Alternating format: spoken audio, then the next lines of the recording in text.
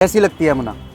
पहले अच्छी लगती थी, जब तो ये बदतर नाले से भी बदतर। बचपन में पानी पीते थे ऐसी नदी के अंदर से। अच्छा। आज उसमें हाथ डालने की भी इच्छा नहीं करती। हाँ। पूरे शहर का पानी उसमें डाल रखा, सफाई होती नहीं। छठ पूजा हो रही है, हाँ। अभी उसमें 2 दिन बाद ये होने लगेगा, हाँ जी इसकी सफाई का ठेका छोड़ दिया गया। होता हाँ। कुछ नहीं है। हाँ। छठ पूजा हिंदू का ही तो त्योहार है, हम्म। कोई मुसलमानों का थोड़ी ना है। हिंदू को लिए नहीं कर सकते तो मुसलमान के लिए क्या कर सकते?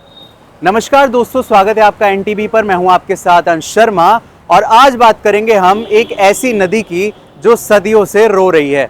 जी हाँ, रो इसलिए रही है क्योंकि वो इतनी ज्यादा दूषित हो चुकी है कि उसे देखकर तो इंसान की आंख में भी पानी आ जाएगा, खुद तो वो क्या ही हाल में होगी। मैं बात कर रहा हूं दिल्ली में बहने वाली यमुना की, जिसको लेकर सियासत तो बहुत देखने को मिलती है, लेकिन दिल्ली की सियासत बदलती गई, मुख्यमंत्री बदलते गए, अगर नहीं बदली तो वो थी यमुना की सूरत। तो यमुना की सूरत कब बदलेगी, आज लोगों से करेंगे इसी विषय पर बात। बने रहिए हमारे साथ। अच्छा, दिल्ली गए हो, कई बार जाते आते रहते होंगे दिल्ली आप? हाँ जी, यमुना देखी है? बिल्कुल देखिए। कैसी लगती है यमुना? पहले अच्छी लगती थी, जब तो ये बदतर नाले से भी बदतर है। हाँ। हमारी हिंडन, अजी जमुना को तो छोड़ो, हमारे बराबर में हिंडन नदी बिल्कुल हिंडन साफ। नदी गाजियाबाद में? गाजियाबाद में सबसे साफ सुथरी जगह थी ये। हम्म। हम लोग उसमें बचपन में पानी पीते थे ऐसी नदी के अंदर से। आज अच्छा। उसमें हाथ डालने की भी इच्छा नहीं करती है। कैसा लगता है? बचपन में पानी पीते थे, अब हाथ नहीं डाल सकते, वो मन में ऐसा ही कैसा फील होता बिल्कुल गंदा पानी, नाले का पानी, सड़ा हुआ हाँ। पानी आता। हाँ। पूरे शहर का पानी उसमें डाल रखा, सफाई होती नहीं। है? हाँ। उसमें पानी पीछे से आता नहीं कहीं से सफाई के लिए। हाँ। कीचड़ भरी हुई है। हाँ। इसी वजह से गाजियाबाद का पानी जो है ना, वाटर लेवल डाउन होता चला गया। पहले 50 फुट पे पानी था, 150 फुट पे पानी नहीं मिल रहा गाजियाबाद में। नदी के अंदर इतनी गंदगी है। बहुत बड़ी समस्या है, बता रहे हैं कि पानी की जो किल्लत है गाजियाबाद तक अब पहुंच गई है। दिल्ली इसके लिए बदनाम थी कि अब गाजियाबाद में भी ये चीज आ गई। अजी गाजियाबाद के अंदर अब आज की डेट में 300 फुट का बोरिंग हो रहा, 300 साढ़े 300 फुट 100 फुट का। अब आम आदमी के बस की थोड़ी ना कि 300 फुट करवा लेगा। 1.5-2 लाख का खर्चा आ रहा है, हर आदमी के बस की थोड़ी ना है 1.5-2 लाख। यमुना साफ कैसे होगी?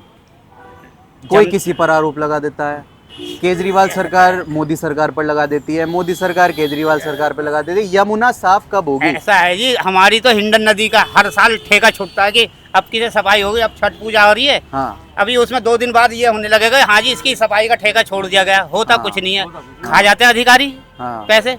नाम होता है कि ठेका छूट गया जी, 5 लाख का छूट गया, करोड़ का छूट गया, और होता कुछ भी नहीं है। बेचारे वो पूजा करने जाते हैं, बेचारे गंदगी के अंदर, नल के अंदर नहा के तो वो पूजा करते हैं। नहीं तो पहले नदी के अंदर खड़े होकर वो पूजा करते थे। आज नदी के अंदर वो खड़े भी नहीं होते बेचारे। हैं तो इंसानी। हाँ। छठ पूजा हिंदू का ही तो त्योहार है, कोई मुसलमानों का थोड़ी ना है। तो अपने जब ये हिंदू को लिए नहीं कर सकते तो मुसलमान के लिए क्या कर सकते हैं? तो लगता है आपको कभी यमुना को साफ देख पाओगे गंगा जी की तरह? नहीं जी, हम तो नहीं इस तरीके से अब देख तो पाएंगे। गंगा जी भी कई जगह पहले प्रदूषित होने लगे। जो देखना था हम तो देख चुके। हाँ। अब हमारे भविष्य में नहीं है कि जो हम देख पाएंगे। मतलब आपके जो बच्चे हैं या उनके जो बच्चे होंगे वो वो तो कभी देख ही यमुना नहीं गंगा को साफ नहीं देख नहीं पाएंगे। देख नहीं देख पाएंगे जी, नहीं देख क्या नाम है अभी आपका? दालचंद दालचंद। काम क्या करते हो? यही काम करते हैं। प्लम्बिंग का ही काम करते हैं। यमुना, हिंडन, गंगा, ये नदियां अगर ऐसी गंदी होती रहेंगी तो हमारी जो संस्कृति है, हमारे जो त्योहार हैं, वो कहाँ जाएंगे फिर? क्योंकि छठ पूजा आ रही है तो हम नदी की तरफ जाते हैं, जी। दिवाली आती है तो हम नदियों को पूजते हैं, नहान आ रहा है वो नदी। नहान में गंगा स्नान करते हैं, विसर्जन में हम गंगा नदी का इस्तेमाल करते हैं। तो फिर जब नदियां ही नहीं रहेंगी या गंदी हो जाएंगी तो संस्कृति कैसे बचेगी हमारी?